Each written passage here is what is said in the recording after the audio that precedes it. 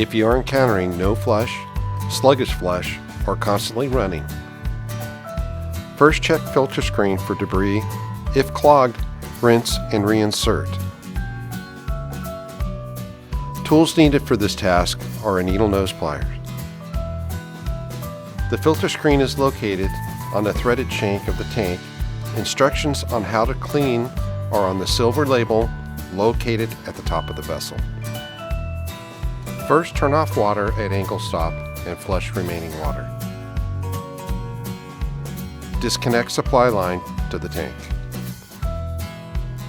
Using needle nose pliers, reach into the threaded shank and grab onto the tab of the filter and pull out.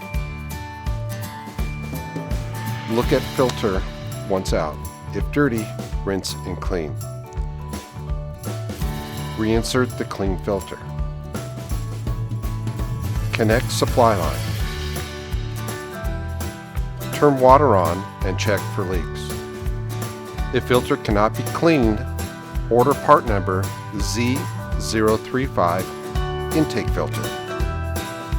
Now your Ecoflush pressure vessel should be ready for use.